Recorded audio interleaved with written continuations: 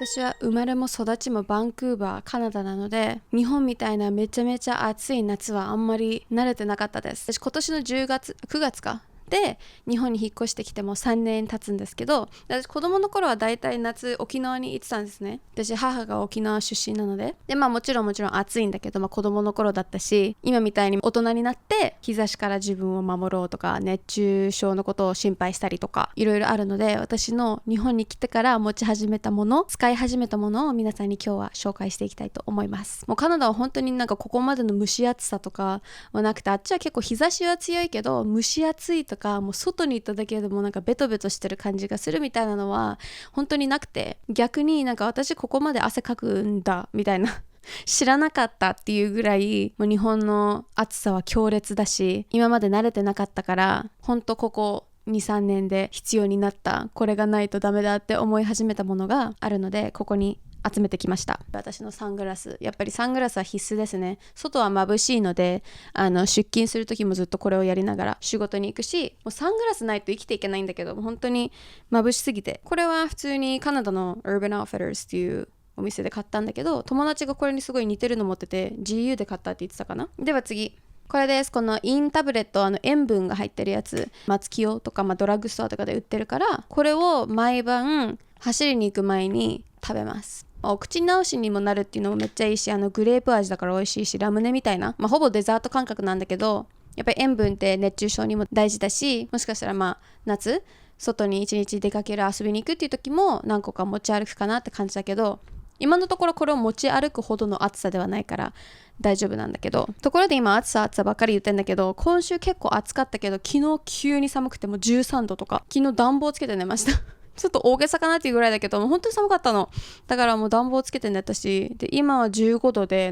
微妙だから、これのまま出られるかなみたいな感じで、よくわかんないです。月曜日は日焼け止めとか塗ってたのに、昨日は普通に長袖着てたし、天気とか温度の差が激しくてよくわかんないんだけど。では次は日焼け止め、やっぱり必須ですね。前から使ってるのがこのスキンアクアの SPF50 のちょっとラメっていうかピンクっぽいからトーンアップしてくれるから、もうほとんどないんだけど、これが好きで、これ去年のだからさ。でこれ最近 Amazon で買ったやつ、スプレー式の日焼け止めで、なぜこれを買ったかというと、いいサイズだから持ち歩きやすいし、やっぱり外にいる時って指使ってさ塗りたくないじゃん。だからスプレーしてやりたくて、でこれ髪にも顔にも体にも使えるし、サラサラ系だからベトベト感がないっていうのもすごくいいなと思って買ってみました。まだ1回しかつけてなくて、本当に外にいる時にもう1回つけなきゃなっていう時につけようと思って、結局は多分塗るタイプの方がちゃんと守ってくれてるんじゃないかなみたいな勝手に思ってて、だからタッチアップみたいな系の時にはこのスプレー式使ってもいいかなと思って、 A Little っていうブランドから Amazon で買いました。でやっぱその汗かくから、これは最近ピラティスに持って行ったんだけど、松清のブランドのボディシートで、仕事にもビオレのサラサラ系のボディシートも置いてるし、もう仕事着いた時にもうすでに汗かいてるから、もうバックパックのさ後のここがもう濡れてるし、気持ち悪いから、一旦こう全部拭いてさっぱりしてから仕事の洋服に着替えるみたいなルーティンになってんだけど、なんでそのビオレとこれがあるかっていうと、本当は仕事には冷たくしてくれるボディワイプスが欲しいんだよね。間違えて買ったんだけど、その冷たくしてくれる本当冷やすみたいなっていう感じが書いてあるパッケージのめっちゃ氷みたいな、真夏はあれ使ってるんだけど、結構分厚くて、だからこの方が持ち歩きやすいからポケットにとか入れてピラティスに持っていて、走ってピラティスついたらこれで拭くって感じで、これは石鹸の匂いしていい感じです。12枚入り、でもドラッグストアにねめちゃくちゃたくさんいろんなのがあるから、ボディシート本当にカナダで1回も使ったことないから、日本に来てからの愛用し始めたものです。で他で匂い系で言うと、この香水で、なんでこの香水がいいかっていうと、これ冷たくしてくれるんですよ。だからここにこうやってロール系、ここにつけたらヒヤヒヤするから、こことかにつけるとちょっとこう涼しくなるって感じで、モトンのアイスローラーミントサボンロールオンパフューム、これはドンキホーテで買ったんだけど、これいつ買ったかな、去年一昨年とか去年かな。でいいサイズですごくちっちゃいから使いやすいし、冷たくしてくれるから、だからこのボディシートした後にこれをちょっとつけたらヒヤッとしていい感じ、いい匂いだし、お手洗いでもちょっとこうやってつけるみたいな感じでやってます。でまた他にこの匂い系、今度靴のスプレーもちゃんと使ってます。これも Amazon で買ったやつで、 Dr. Scholl の靴スプレー、これは仕事に持って行ってて、やっぱり一日中仕事でもやっぱり靴も履いて、でなんだっけわかんない。インドアシューズなんだっけ日本語で忘れちゃった。まあその中の靴と外の靴が別々だから買えるし、でその靴置いていくからさ、やっぱりなんか汗もかいてるだろうし、ちゃんとスプレーしてから靴置いていくようにしてます。やっぱり周りのさ人のもさちょっとあれなのよ、匂いからちょっとするから、その一つになりたくないと思ってこれをちゃんと持ち帰って、なんか家でもスプレーするし仕事でもするから、ずっとこれはバッグパックに入れてるって感じなんだけど、いい感じ長く持ってるしすごくいい匂いだから、私はこれお気に入りです。でもちろん日本人の女性といえば日傘ですね。カナダではもう本当に暑いから傘を差すっていう文化が全くないから、なんで雨降ってないのに傘差してんのっていうぐらい、ちょっと雨降ってるだけでも傘絶対差さないぐらいだから、もう本当にみんな差さない系なんですよ。で私も本当去年かな、一昨年ぐらいからしか日傘持つようにならなくて、でも本当にあるとめっちゃ便利だし、日差しがこう顔とか体に当たらないだけでこんなに涼しいんだっていうのにようやく気づきました。だから私最近これ買えたの。これ Amazon でまたこれも買ったんだけど、すごく軽いし、なんだろうブランドわかんないけど、なんかベストセラーみたいなやつのを買って、すごい使いやすいしボタン式だし可愛い色にしたんだけど、今まではずっとなんか違うブランドのピンクのやつ使ってて、とりあえずバッグに入れば何でもいいって感じで、軽いのも大事って感じで、ワンチャン雨降った時も使えるから簡単に持ち歩けるのは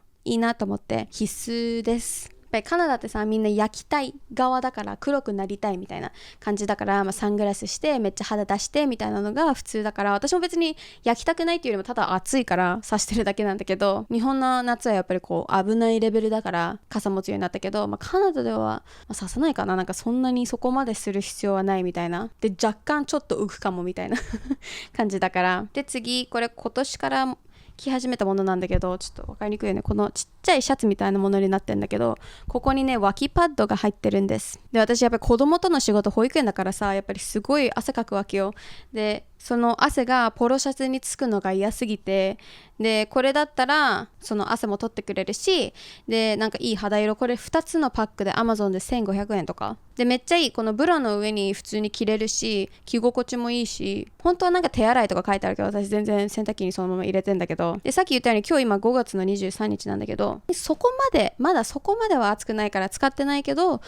今後仕事のこの脇パッドの上にもう一つの脇パッドつけようかなと思って、この、汗じみ黄ばみのための汗脇パッド、こういう形になってて、やっぱりこれはなんかこういう T シャツでもやっぱりこうなんかここにつけるとか、なんかちょっとピチッとしたもしシャツを着て白とかグレーとかなんかその汗の跡がよく見える系の色だったら、これをペタッとつけられるから、私はまだ今年使ってないんだけど、まだそこまでだけど、でもこれをもうこのシャツとペアリングして仕事に行こうかなって思うぐらいのレベルで、なんか外で子供たちをお見送りしたりするし、とにかく汗かいてるので、子供たちと一緒にいるとね、子供の汗もつくし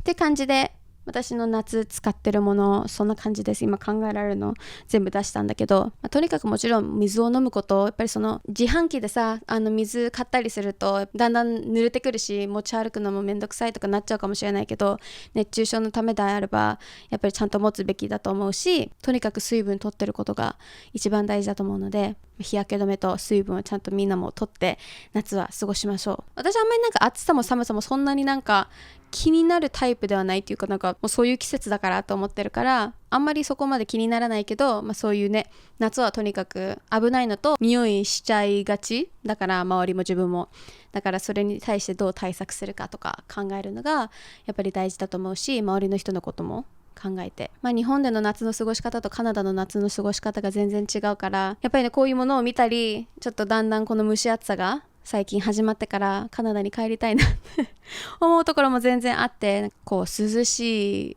過ごしやすい夏、暑くはなってきてんだけど、カナダもでも日本レベルではないから、これからエアコン生活もあるから乾燥もするし、